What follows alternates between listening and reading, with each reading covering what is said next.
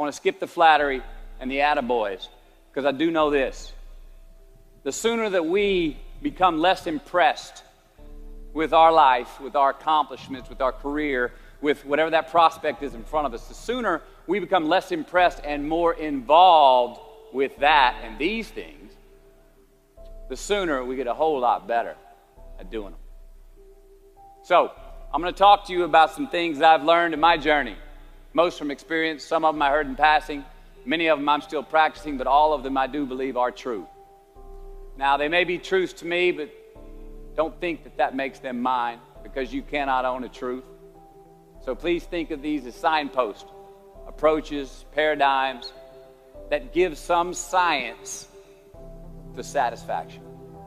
They're yours to steal, they're yours to share, liken to your own lives, to personally apply in your own lives, in your own way, should you choose to. So, here we go. Number one, life's not easy. Life is not easy. It is not. Don't try to make it that way. Life's not fair. It never was. It isn't now, and it won't ever be. Do not fall into the trap, the entitlement trap, of feeling like you're a victim. You are not. Get over it and get on with it. And yes, most things are more rewarding when you break a sweat to get them. Number two, I love this one. Unbelievable is the stupidest word in the dictionary. Should never come out of our mouths. Think about it. To say, oh wow, what an unbelievable play. It was an unbelievable book, an unbelievable film, an unbelievable act of courage. Really? It may be spectacular, it may be phenomenal, most excellent or outstanding, but unbelievable? Give others and yourself more credit. It just happened. You witnessed it. You just did it. Believe it. What about the other side of unbelievable? You know, that side when we humans underperform or act out of our best character. For instance, man flies a suicide jet into the World Trade Center. Millions die from diseases every day that we have cures for. Bob the Builder swears that he's going to have your house built by Thanksgiving, and you can't move in until Christmas the next year. Our best friends lie to us, and we lie to ourselves all the time. Unbelievable? I don't think so. Again, it just happens, and it happens every day. Nothing that we Homo sapien earthlings do is unbelievable. And if there's one thing you can depend on people being, it's people. So we shouldn't be surprised. We, us, are the trickiest mammals walking the planet. I'm not worried about the monkeys. I'm worried about you and me.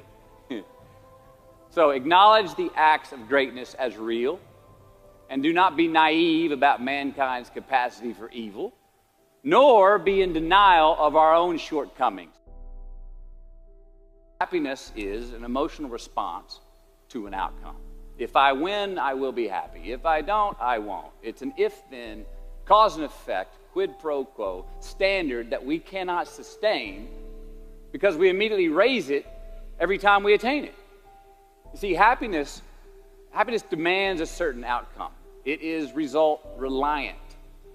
And I say, if happiness is what you're after, then you're going to be let down frequently, and you're going to be unhappy much of your time. Joy, though, joy is a different thing. It's something else. Joy is not a choice. It's not a response to some result. It's a constant. Joy is the feeling that we have from doing what we are fashioned to do, no matter the outcome. Now, personally, as an actor, I started enjoying my work and literally being more happy when I stopped trying to make the daily labor a means to a certain end. For example, I need this film to be a box office success. You know, I need my performance to be acknowledged. I need the respect of my peers. All those are reasonable aspirations, but the truth is, as soon as the work, the daily making of the movie, the doing of the deed became the reward in itself for me, I got more box office, more accolades and respect than I ever had before. See, joy is always in process. It's under construction. It is in constant approach, alive and well in the doing of what we're fashioned to do and enjoying it. Number 4, define success for yourself. Define success for yourself. Now check this out. I'm in south of New Orleans a few years ago, and I went to a voodoo shop. And they had this wooden partition against the wall with these columns. And in these columns were all these vials of these magic potions, right? And the headings above each potion defining what they would give you were things like fertility, health, family, legal help, energy, forgiveness, money. Guess which column was empty? Money.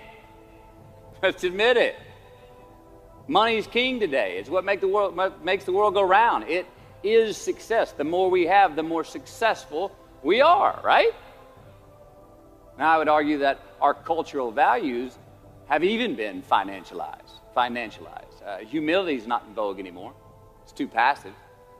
It's a get-rich-quick on the internet, richest 15 minutes of fame world that we live in, and we see it every day. But we all want to succeed, right? So the question that we got to ask ourselves is what success is to us, what success is to you. Is it more money? That's fine. I got nothing against money. I don't. Maybe it's a healthy family. Maybe it's a happy marriage. Maybe it's to help others, to be famous, to be spiritually sound, to leave the world a little bit better place than you found it. Continue to ask yourself that question. Now, your answer may change over time, and that's fine. But do yourself this favor. Whatever your answer is, don't choose anything that will jeopardize your soul. Prioritize who you are, who you want to be, and don't spend time with anything that antagonizes your character. Don't drink the Kool-Aid, man. It tastes sweet, but you will get cavities tomorrow, all right? Life is not a popularity contest. Be brave, take the hill, but first answer that question, what's my hill? So, how do I define success? For me, myself. Well, for me, it's a measurement of 5 things. We got fatherhood. We got being a good husband. We got my health, mind, body, and spirit. We got career, and we got friendships. These are what's important to me in my life right now. So I try to measure these 5 things each day. I check in with them. I like to see whether or not I'm in the debit section or the credit section with each one. Am I in the red or am I in the black? You follow? For instance, sometimes say my career's rolling.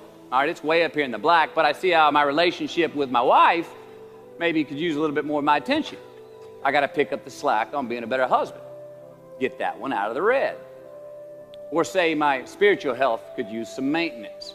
It's down here, but hey, man, my friendships and my social life, they're in high gear, right?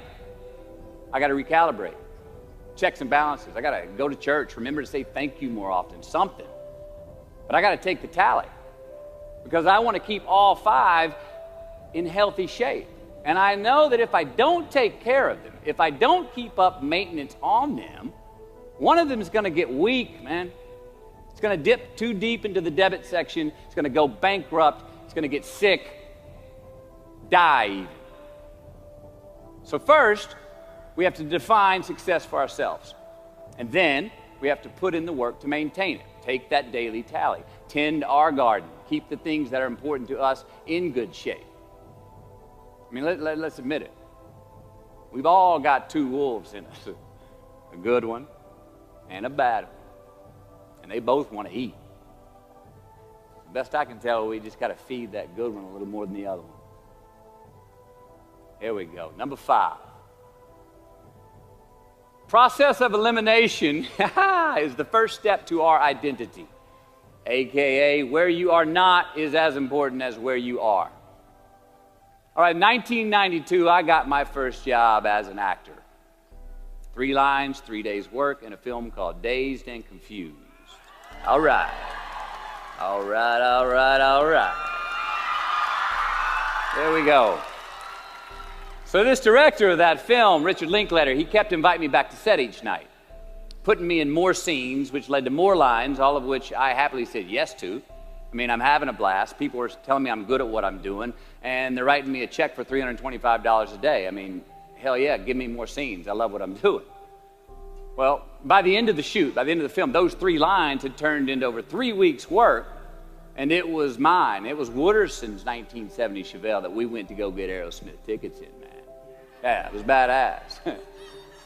Well, a few years ago, I'm watching this film again, and I noticed two scenes that I really shouldn't have been in.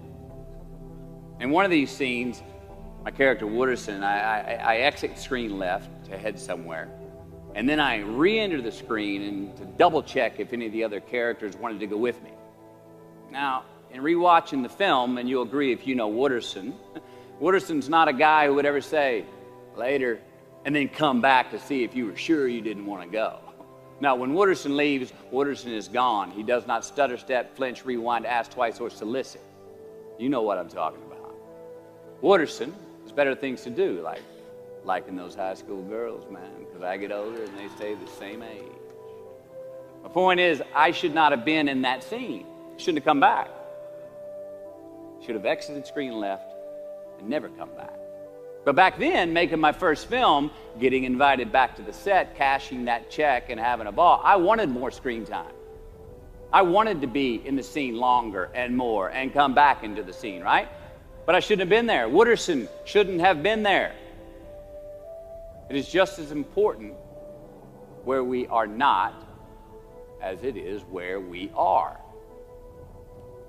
Look, the first step that leads to our identity in life is usually not, I know who I am. I know who I am. That's not the first step. The first step's usually, I know who I am not. Process of elimination. Defining ourselves by what we are not is the first step that leads us to really knowing who we are. You know that group of friends that you hang out with that really might not bring out the best in you? You know, they gossip too much, or they're kind of shady. They really aren't going to be there for you in a pinch. Or how about that bar that we keep going to that we always seem to have the worst hangover from? Or that computer screen, right? That computer screen that keeps giving us an excuse not to get out of the house and engage with the world and get some real human interaction. Or how about that food that we keep eating, the stuff that tastes so good going down, it makes us feel like crap the next week, we feel lethargic and we keep putting on weight? Well, those people, those places, those things, stop giving them your time and energy. Just don't go there. I mean, put them down. And when you do this, when you do put them down, when you quit going there, and you quit giving them your time, you inadvertently find yourself spending more time and in more places that are healthy for you, that bring you more joy. Why? Because you just eliminated the who's, the where's, the what's, and the when's that were keeping you from your identity. Like, trust me, too many options, I promise you this, too many options will make a tyrant of us all. All right, so get rid of the excess, the wasted time. Decrease your options. If you do this, you will have accidentally, almost innocently, put in front of you what is important to you by process of elimination. Knowing who we are is hard. It's hard. So give yourself a break. Eliminate who you are not first, and you're going to find yourself where you need to be. Number 6, don't leave crumbs. And the beauty of delayed gratification. So what are crumbs? Well, the crumbs I'm talking about are the choices that we make that make us have to look over our shoulder in the future. You didn't pay that guy back the money that you owed him, and tonight you just saw him 3 rows behind you. Shit. You slept around on your spouse, and you just found out that tomorrow she and the lady you're having an affair with are going to be at the same PTA meeting. Shit again. You drank too much last night. You're too hungover to drive your son to his 8 a.m. Saturday morning baseball practice. These are the crumbs. They come in the form of regret, guilt, and remorse. You leave crumbs today, they will cause you more stress tomorrow. And they disallow you from creating a customized future in which you do not have to look over your shoulder. So let's flip the script. Instead of creating outcomes that take from us, let's create more outcomes that pay us back, fill us up, keep your fire lit, turn you on for the most amount of time in your future. These are the choices I'm talking about. And this is the beauty of delayed gratification. All right, tee yourself up. Do yourself a favor. Make the choices, the purchases today that pay you back tomorrow. Residuals. In my business, we call it mailbox money. If I do my job well today, and that movie keeps rerunning on TV, 5 years from now, I'm getting checks in the mailbox. It's a heck of a deal. So whether it's prepping the coffee maker the night before, so all you got to do is press the button in the morning, or getting ready for the job interview early so you don't have to cram the night before, or choosing not to hook up with that married woman because you know you're going to feel horrible about it tomorrow, and her husband carries a gun, or paying your debts on time so that when you do see that guy 3 rows back tonight, you don't have to hunker down in your seat hoping that he don't see you. Get some ROI. You know what that is? Return on investment. Your investment. You. Customize your future. Don't leave crumbs. Number 7. Dissect your successes and the reciprocity of gratitude. We so often focus on failure, don't we? We study failure. We obsess with failure. We dissect failure and our failures. We dissect them so much we end up intoxicated with them to the point of disillusion. I mean, when do we write in our diary? Usually when we're depressed. What do we gossip about? Other people's flaws and limitations. We can dissect ourselves into self-loathing if we're not careful. I find that most of the times our obsession with what is wrong just ends up breeding more wrong, more failure. And the easiest way to dissect success is through gratitude. Giving thanks for that which we do have, for what is working. Appreciating the simple things we sometimes take for granted. We give thanks for these things, and that gratitude reciprocates, creating more to be thankful for. It's really simple, and it works. Now, I'm not saying be in denial of your failures. No, we can learn from them too, but only if we look at them constructively, as a means to reveal what we are good at, what we can get better at, what we do succeed at. Now, personally, I've read a whole lot of my bad reviews. All right? I've had quite a few.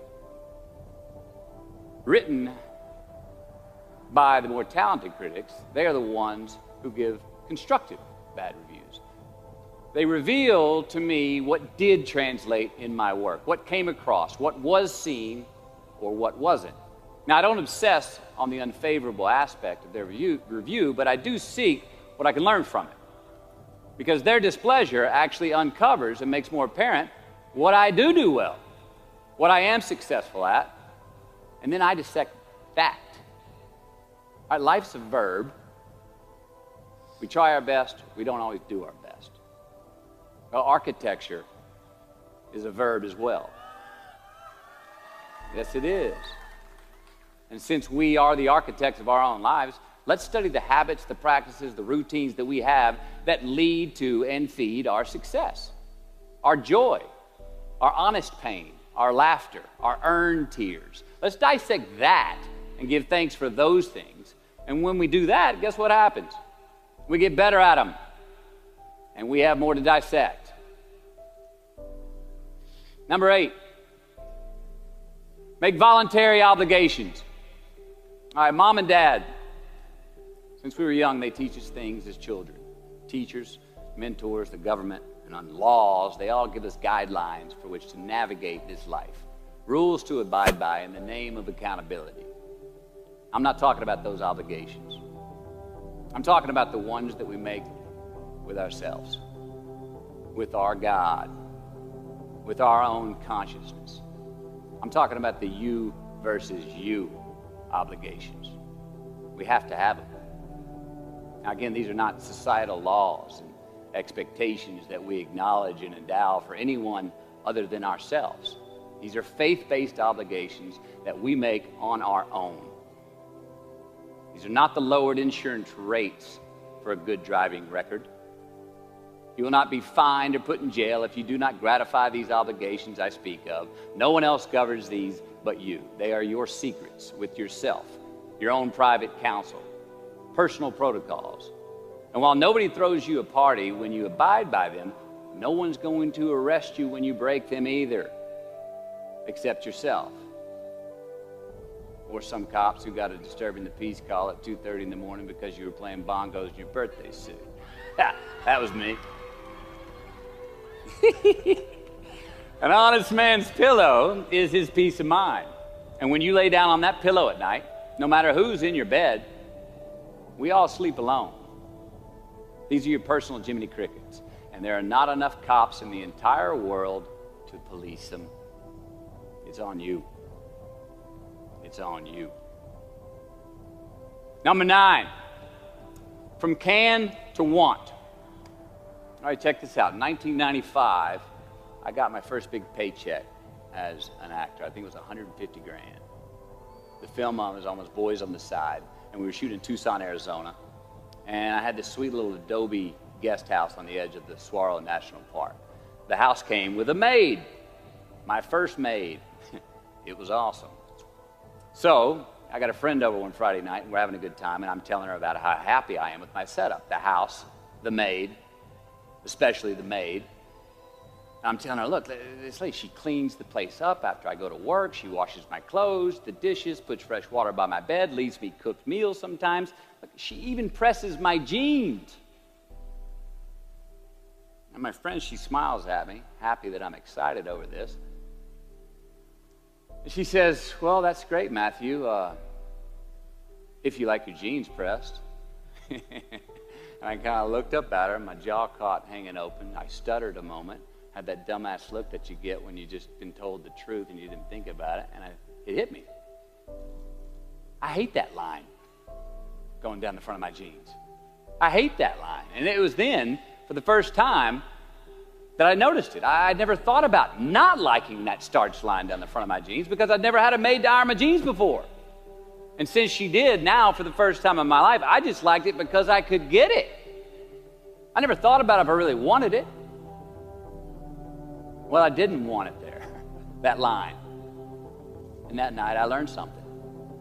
Just because you can, nah, come on. It's not a good enough reason to do something. Even when it means having more. Be discerning. Choose it because you want it. Do it because you want to. Never had my jeans pressed again. I hate that line. Number 10, a roof is a man-made thing. This may cut a little close to the bone since the geography, but I think we all were there and we'll all remember where we were. But in January the 3rd, 1993, it was the NFL playoffs, and your Houston Oilers were playing the Buffalo Bills. The Oilers were up 28-3 at halftime, 35-3 early in the third. Frank Reich and the Bills come back to win 41-38 in overtime for one of the greatest comebacks in NFL history. Yeah, the Bills won, but they didn't really beat the Oilers. The Oilers lost that game. They beat themselves. Y'all remember that, huh? Why? Why'd they beat themselves? Or how? Was it because at halftime they put a ceiling, a roof, a limit on their belief in themselves, aka the prevent defense? Or maybe they started thinking about the next opponent in the playoffs at halftime. I mean, they were up. Then they came out and played on their heels, lost the mental edge the entire second half, and voila, they lost. In a mere 2 quarters, defensive coordinator Jim Eddy went from being called the defensive coordinator of the year and the man first in line to be a head coach next year to a man without a job in the NFL. You ever choked? Nobody has ever choked? I have.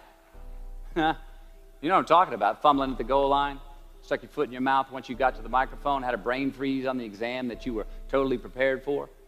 Forgot the punchline to a joke in front of 4,000 graduating students at the University of Houston commencement. Or maybe you've had that feeling of, oh my God, life just cannot get any better than this moment. And ask yourself, do I deserve this? Now, what happens when we get that feeling? We tense up. We have this sort of outer body experience where we are literally seeing ourselves in the third person. And we realize that the moment just got bigger than us. You ever felt that way? I have. And it's because we have created a fictitious ceiling, a roof, to our expectations of ourselves. A limit where we think it's all too good to be true. But it's not. And it's not our right to say or believe it is. We shouldn't create these restrictions on ourselves. A blue ribbon, a statue, a score, a great idea, the love of our life, a euphoric bliss. Who are we to think that we don't deserve or haven't earned these gifts when we get them? It's not our right. But if we stay in process, all right, within ourselves, in the joy of the doing, we will never choke at the finish line. Why? Because we aren't thinking of the finish line. Because we're not looking at the clock. We're not watching ourselves on the Jumbotron performing the very act that we're in the middle of. No, we're in process. The approach is the destination, and we are never finished. Bo Jackson, what did he do? He used to run over the goal line, through the end zone, and up the tunnel. The greatest snipers and marksmen in the world, they don't aim at the target. They aim on the other side of the target. We do our best when our destinations are beyond the measurement, when our reach continually exceeds our grasp, and when we have immortal finish lines. And when we do this, the race is never over. The journey has no port. The adventure never ends because we are always on the way. So do this, and let somebody else come up and tap you on the shoulder and say, hey, you scored. Let them run up and tap you on the shoulder and say, man, you won. Let them come tell you, you can go home now. Let them say, I love you too. Let them say, thank you. Take the lid off the man-made roofs that we put above ourselves and always play like an underdog. Here we go. Number 11, turn the page. The late and great University of Texas football coach Darrell Royal. I don't know if y'all remember him. He won a national championship in '69. He won a couple of national championships. You know Darrell Royal? He was a friend of mine and a good friend of many people. Now, a lot of people looked up to this man. One of the people who looked up to him was a musician named Larry. Now, at this time in his life, Larry was in the prime of his country music career. He had #1 hits, and his life was rolling. He had picked up a bad habit of snorting the white stuff somewhere along the line, and at one particular party, after a bathroom break, Larry went confidently up to his mentor, Darrell, and he started telling him a story.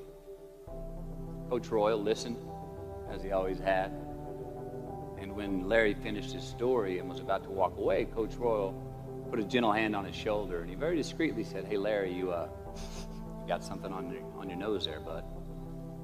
But Larry immediately hurried to the bathroom mirror where he saw some of the white powder that he hadn't cleaned off his nose. He was ashamed. He was embarrassed, as much because he felt so disrespectful to Coach Royal, and as much because he'd obviously gotten too comfortable with the drug to even hide it as well as he should. Well, the next day, Larry went to Coach's house. He rang the doorbell. Coach answered, and he said, Coach, I need to talk to you. Darrell said, sure, come on in. Larry confessed. He purged his sins to Coach. He told him how embarrassed he was and how he had lost his way in the midst of all this fame and fortune. And towards the end of an hour, Larry, who was in tears, he asked Coach, he said, Coach, what do you think I should do? And Coach, being a man of few words, just looked at him and calmly said, Larry, I have never had any trouble turning the page in the book of my life. Larry got sober that day, and he's been sober for the last 40 years. You ever get in a rut? You know what I'm talking about? You get in a funk? You get stuck on the merry-go-round of a bad habit? I have. Look, we're going to make mistakes. You got to own them. Then you got to make amends. And then you got to move on. Guilt and regret kills many a man before their time. So turn the page, get off the ride. You are the author of the book of your life. Turn that page. Number 12, give your obstacles credit. You know those no fear t-shirts that were out? I don't know. People used to wear them 10 years ago, no fear. You may remember those, or it's just me? I saw them everywhere. All right. I don't get them, and I never did. I mean, I try to scare myself at least once a day. I mean, I get butterflies every morning before I go to work. I was nervous before I got here to speak tonight. I think fear is a good thing. Now, why? Because it increases our need to overcome that fear. All right, so say your obstacle is fear of rejection. All right, you want to ask her out, or you want to ask him out, but you fear that he or she may say no. All right, you want to ask your boss for that promotion, but you're scared he's going to think you're overstepping your bounds. Well, instead of denying those fears, declare them. Say the fear out loud. Admit it. Give them the credit they deserve. Don't get all macho and act like they're no big deal. And don't get paralyzed by denying that they exist and therefore abandoning your need to overcome them. I mean, I'd even subscribe to the belief that we're all destined to have to do the thing that we fear the most anyway, at some point. So give your obstacles credit, and you will, 1, find the courage to overcome them, or you will, 2, see more clearly that they're not really worth prevailing over. So be brave, have courage, and when you do, you get stronger, you get more aware, you get more respectful of yourself and that which you fear. Number 13. So how do we know when we cross the truth? 13. Someone was asking, why did I pick 13? That's an unlucky number. Well, I don't know when 13 got the bad rap and became the mongrel of numerology. It's never done me wrong, 13. In fact, 13 has been a pretty lucky number for me, and I want to tell you how. I've always taken these 21-day trips by myself to far-off places where I usually don't know the language and nobody knows my name. They're adventures, one, but they're also a purge. All right, they're a cleanse for me. They're like a 21-day fast from attention, from all the things I have in my well-appointed life. They're a check out so I can check in with me, see how I'm doing, be forced to be my own and my only company, to have a look in my mirror. And we all know what can happen when we do that. Sometimes we do not like what we see. Well, in 1996, right after I got famous from a film I did called A Time to Kill, I headed out on one of these 21-day walkabouts, and this time to the jungles and the mountains of Peru. The sudden fame that I just gotten was somewhat unbalancing. My face was everywhere. Everyone wanted a piece of me. People I'd never met were swearing that they loved me. Everywhere I went, there I was on a billboard, a magazine cover. It was just weird overall. You know, I was asking myself, what's the reality in this and what's the bullshit? Did I deserve all this?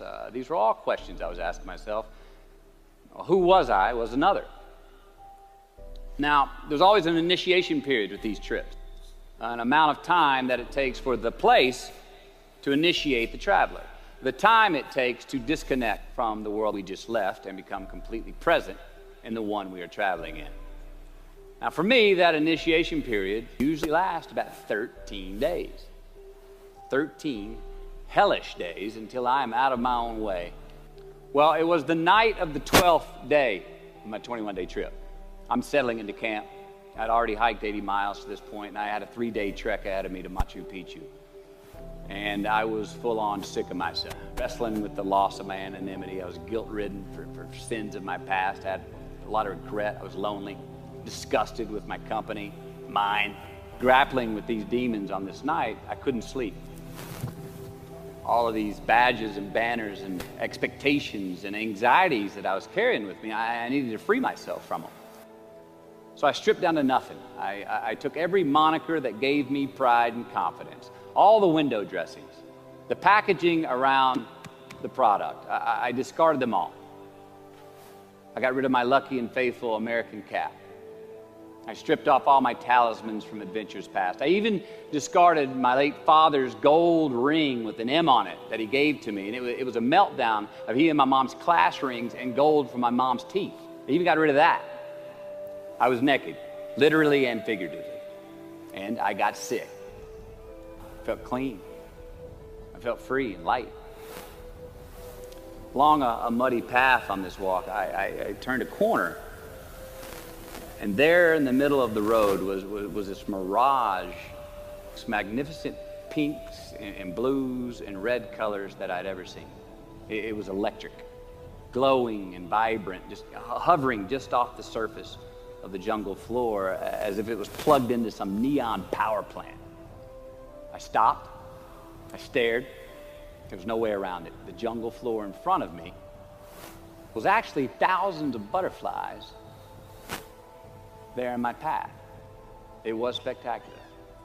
So I stayed a while. And somewhere in my captivation, I heard this little voice inside my head say these words. All I want is what I can see. And all I can see is what's in front of me. Now, at that moment, trip, I had stopped anticipating what was around the corner. For the first time, I stopped thinking about what was coming up next. What was up ahead? Time slowed down. I was no longer in a rush to get anywhere, and my anxieties were greatly eased. A few hours later, I returned to camp. Even the local Sherpas I was traveling with, they noticed calling out to me, "Sois luz, Mateo, sois luz," which means you are light in Spanish. See, I forgave myself that morning. I let go of the guilt. The weight that was on my shoulders was lifted, my penance was paid, and I got back in good graces with my God, and I shook hands with myself, my best friend, the one that we're all stuck with anyway, ourselves. And from that morning on, the adventure was awesome. I was present, I was out of my own way, I was not anticipating next, I was embracing only what was in front of my eyes and giving everything the justice that it deserved. You see, I crossed the truth that morning. Now, did I find it? I don't know. I think it found me. Why? Because I put myself in a place to be found. I put myself in a place to receive the truth. So how do we know when we cross the truth? Well, I think the truth's all around us all the time. I mean, I think the answer, is always right there. I think it's all around us. We just don't always see it. We don't always grasp it, hear it, access it. Usually because we're not in the right place to do so. So what do? First, I believe we've got to put ourselves in the place to receive the truth. Let's admit it, we live in an extremely noisy world with all kinds of frequencies coming at us. We got commitments, we got deadlines, fix this, do that, plans, expectations, and they all make it hard to get clarity and peace of mind. So we have to consciously put ourselves in places to receive that clarity. Now that may be prayer, that may be meditation, that may be a walkabout, that may be being in the right company, a road trip, whatever it is for you. Schedule that time. Schedule it. So, if we do that, if we hear it, if we put ourselves in a place to hear it, and we do, and it's become clear, a truth, natural and infinite, then the second part comes, which is to personalize it. Ask yourself how it works for you, how it applies to you personally, why you need it in your life specifically. And if you do that, then comes the third part. Have the patience to internalize it and get it from our intellectual head, thinking about it, and into our bones and our soul and our instinct. Now, we cannot rush this part. It does take time. So if we get that far, we've received it, we personalized it, and we've internalized it. Got to have the courage to act on it, to actually take it into our daily lives and practice it, to make it an active part of who we are and live it. We can do that. All right, if we can do that, then we have what I believe is heaven right here on earth. And that's the place where what we want is also just what we need. I mean, that's the ticket, isn't it? Think about it. I know that's where I want to live. While we're here, and they're going to run across the Jumbotron, let's make it a place where we break a sweat, where we believe, where we enjoy the process of succeeding in the places and ways that we are fashioned to, where we don't have to look over our shoulder because we're too busy doing what we're good at, voluntarily keeping our own counsel because we want to, traveling towards immortal finish lines. We write our own book, overcoming our fears. We make friends with ourselves. And that is the place that I'm talking about.